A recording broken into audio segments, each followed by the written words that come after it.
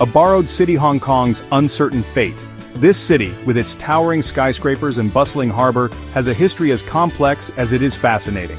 Hong Kong's story is one of two empires. It is a tale of colonial ambition and geopolitical strategy, where East meets West in a unique blend of cultures and influences. Britain first seized Hong Kong Island in 1842 during the First Opium War. This marked the beginning of a new era, transforming a small fishing village into a global trading hub. They needed a base for trade and military presence. Hong Kong's strategic location made it an ideal choice, serving as a gateway to the vast markets of China. Later, in 1898, China leased the new territories to Britain for 99 years. This agreement expanded British control and solidified Hong Kong's role as a colonial outpost. This lease was set to expire in 1997.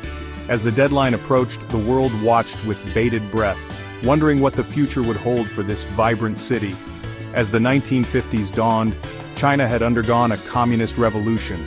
The rise of the People's Republic of China added a new layer of complexity to Hong Kong's fate. Many wondered, would they demand Hong Kong back immediately? The political landscape was shifting, and uncertainty loomed over the city's future. The answer is complex, woven into the fabric of China's own turbulent emergence onto the world stage. Hong Kong's journey is a testament to resilience and adaptability in the face of changing tides. The Dragon awakens China in the 1950s.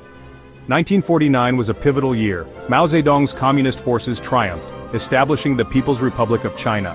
The old order was swept aside. The new China was focused on internal stability. The Korean War, erupting in 1950, only heightened these concerns. China found itself locked in conflict with the United States. Retaking Hong Kong could trigger a wider war, something China could ill afford. Red Star, distant wars, the Cold War's shadow. The era was marked by intense rivalry and suspicion between the superpowers, the United States and the Soviet Union. The Cold War loomed large. It was a period of geopolitical tension, where the threat of nuclear war was ever present, casting a long shadow over the world. China, though communist, was not a Soviet puppet. Under Mao Zedong, China sought to assert its own version of communism, distinct from Soviet influence. They had their own path to forge. China's leadership focused on industrialization and modernization, aiming to transform the country into a global power. Direct confrontation with the West was not in their interest. Instead, China navigated a complex web of diplomacy to avoid direct conflict while still advancing its goals. Hong Kong, for all its symbolic value, was also a bridge. It served as a crucial point of contact between the East and the West. It was a crucial link to global trade and finance, something a fledgling communist state desperately needed. Hong Kong's bustling markets and financial districts were vital for economic survival. Cutting this link off would be economic suicide. Maintaining access to global trade routes through Hong Kong was essential for China's economic ambitions. Section 4. Building a nation. China's internal focus. Domestically, China faced enormous challenges. Decades of war and internal strife had left their mark. Mao's government launched ambitious programs like the Great Leap Forward, aiming to rapidly industrialize the nation.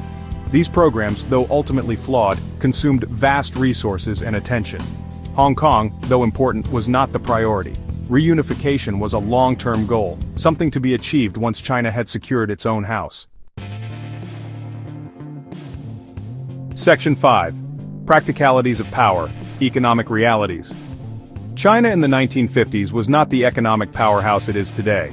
The country was still recovering from years of internal strife and the ravages of war. Its economy was primarily agrarian, with vast rural areas and a fledgling industrial sector. The vision of a modern, industrialized China was still a distant dream. Retaking Hong Kong militarily was one thing, but could they manage it? The logistical and economic challenges were immense. The Chinese leadership had to consider not just the immediate military victory, but the long-term sustainability of such a move. The city was already a complex financial hub, reliant on global networks. Hong Kong's economy was intricately linked with international trade, finance, and shipping. Any disruption could send shockwaves through the global economy, affecting not just Hong Kong, but also China's own economic ambitions. Disrupting this delicate ecosystem could have disastrous consequences, not just for Hong Kong but for China itself. The economic interdependence meant that any instability in Hong Kong would ripple back to the mainland. potentially derailing China's own development plans. Pragmatism dictated a more patient approach. The Chinese leadership understood that a hasty move could jeopardize their broader goals. They needed to build their own economic strength and stability before making any bold moves regarding Hong Kong. Let the lease run its course, consolidate power, and then reclaim what was rightfully theirs. This strategy allowed China to focus on internal consolidation and economic growth, setting the stage for a more confident and powerful future.